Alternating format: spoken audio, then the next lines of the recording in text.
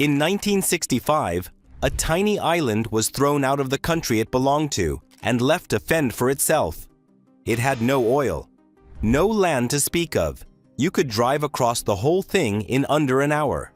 No farmland, no metals, not even enough fresh water to drink. It had to buy water from the neighbor that had just expelled it. Nearly 70% of its people lived in slums. Unemployment was around 14%. Half the population couldn't read. The average person earned about $500 a year. Its entire economy was worth less than $1 billion. Most experts looked at it and quietly predicted it would fail. That island was Singapore. And today, within a single human lifetime, that same patch of land is a $500 billion economy. Its people are now, per person, among the richest on Earth, ahead of the United States and the United Kingdom, at around $90,000 each. From a few $100s to $90,000, from slums to skyscrapers, in about 50 years. So the question for the next 10 minutes is the one the whole world has been asking since. How? How does a place with literally no resources, no oil like Dubai, no size like China, nothing, become one of the wealthiest spots on the planet? The answer is a single idea, and I'm going to keep coming back to it, because every decision Singapore made was just one more version of it. With nothing to sell, Singapore decided to sell the one thing it could manufacture out of thin air: trust. It would become the safest, cleanest, most reliable, most pro-business place in all of Asia. And then let the entire world's money come to it. Let me show you the 4 pillars they built to do it. But first, understand how bad the starting point really was. Because from nothing, here isn't a figure of speech. Singapore didn't choose independence. It was expelled from Malaysia in 1965. Cut off from the shared market its entire economic plan had depended on. 2 years later, Britain announced it was pulling out its military, which had been propping up a huge chunk of the economy. Communist-backed strikes were tearing the place apart. The man in charge, Lee Kuan Yew, went on television and cried. This was a country that genuinely might not survive. And that desperation is exactly what forced the clarity. Lee looked at the wreckage and realized Singapore had exactly 2 assets: where it sat on the map and the people living on it. Everything else would have to be imported. So the entire strategy became, turn those 2 things into a magnet for the world's capital. The first pillar is the foundation everything else sits on: ruthless honesty, anti-corruption, and the rule of law. Here's the problem Singapore had to solve. If you're a giant American or Japanese company deciding where to build a factory, you do not put it somewhere your money might get stolen, where the courts are crooked, where the rules change on a bureaucrat's whim. In most of the developing world in 1965, that risk was everywhere. So Singapore did something almost unheard of. It made itself genuinely, aggressively clean. Lee built a corruption-free government and enforced it without mercy. And he did it with a clever insight. He paid government officials salaries on par with the private sector, so the best people would serve honestly instead of taking bribes to get by. On top of that, Singapore kept the English common law it had inherited, with independent courts, so contracts and property were protected. To this day, it ranks #1 in Asia for property rights and is regularly rated the freest economy in the world. Notice how different this is from Dubai.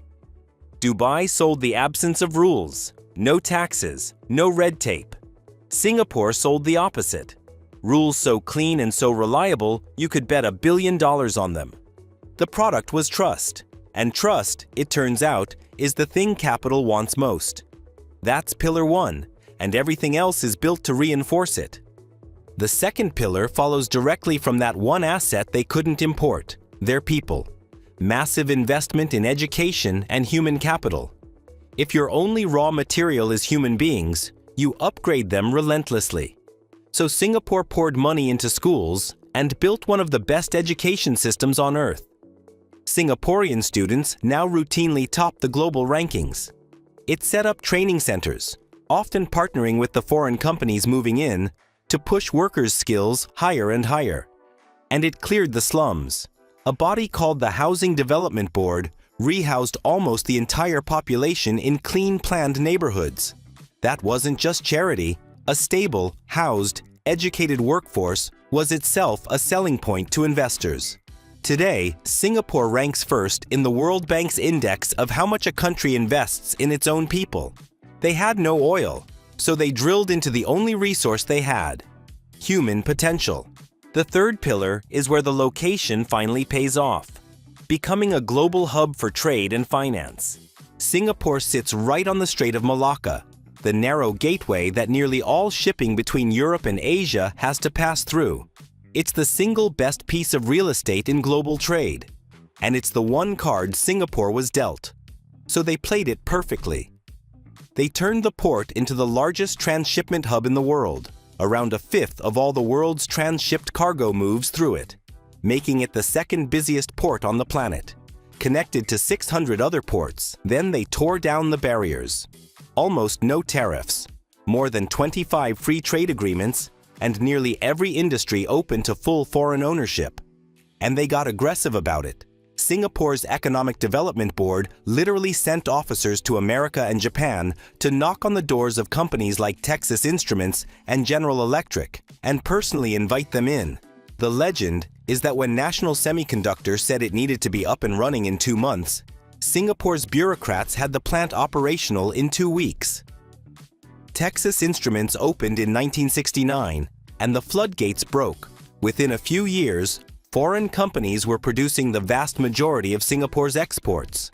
On that same foundation of trust, it then built itself into the third biggest financial center on Earth, behind only New York and London. The location was the bait. The trust was the hook. And the fourth pillar is what kept it from ever getting stuck. Singapore deliberately, constantly climbed the value ladder. This is the part most countries get wrong. A poor country attracts factories with cheap labor, wages rise, and then the factories leave for somewhere cheaper, and the country is stuck. Singapore refused to let that happen.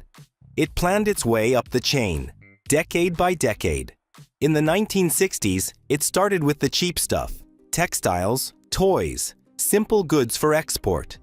In the 70s, manufacturing boomed and the economy grew around 13% a year. In the 1980s, it deliberately pushed into harder, capital-intensive industries: electronics, oil refining, chemicals, and became one of the top oil refining centers on Earth despite producing no oil. By the 90s and 2000s, it climbed again into high-knowledge work, biotech and pharmaceuticals, with giants like Pfizer and Merck building plants, aerospace, and advanced finance. Economists describe it as 5 deliberate phases, from labor-intensive to skill, to capital, to technology, to innovation. Each time wages rose, Singapore didn't panic. It upgraded its people and reached for higher value work. And one quiet thing held all of this together. Instead of letting unions and bosses fight, the government put workers, employers, and itself at one table to agree on wages peacefully. Strikes went from 10 in a single year in the early 70s to literally 0 for 15 years straight. For a foreign investor, that industrial peace was priceless. One more reason to trust Singapore with their money. Now, I'd be lying to you if I painted this as a flawless fairy tale, so let's talk about the price. Because there was one, and it's the heart of the debate about Singapore. That clean, stable, predictable paradise was built with a very firm hand. Lee Kuan Yew's model has been called enlightened authoritarianism. The press was tightly controlled. Political opposition was suppressed. Critics were jailed or sued into bankruptcy. Public protest was heavily restricted. One political party has run the country since before independence. The official logic was always that the good of society comes before individual freedoms. And the uncomfortable question that hangs over the whole story is whether the miracle actually required all that control, or whether Singapore could have gotten just as rich while staying freer. There's no clean answer, and anyone who gives you one is selling something. On top of that, Singapore is permanently fragile in a way its wealth hides. It still imports its food, its energy, even much of its water. And a single city economy has no cushion when the world economy stumbles. So let's zoom out, because the lesson here is bigger than one tiny island. Singapore's whole rise comes down to a single, almost philosophical bet.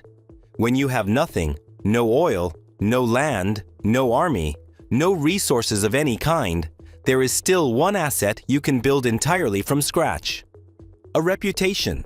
A reputation for being safe, for being clean, for being skilled, for keeping your word for 50 years straight. Dubai got rich by deleting the rules. Singapore got rich by enforcing them so perfectly that the world decided this tiny, vulnerable island was the single most trustworthy place in Asia to park a factory, a headquarters, or $1 billion. They couldn't drill for oil, so they manufactured trust, and it turned out to be worth more than oil ever was. So here's the question worth sitting with. We usually think wealth comes from what you have, the resources, the land, the lucky inheritance. Singapore had none of that, and built one of the richest economies on earth anyway, out of nothing but credibility and the relentless upgrading of its own people. So when you strip away the resources and the luck, ask yourself the question Singapore answered better than anyone. If the only thing you can really build is whether people trust you, is that a weakness? Or is it the most valuable thing you could possibly own? Let me know what you think in the comments. And if you want to see how another tiny place built a fortune from nothing, but by doing almost the exact opposite, watch the Dubai story next.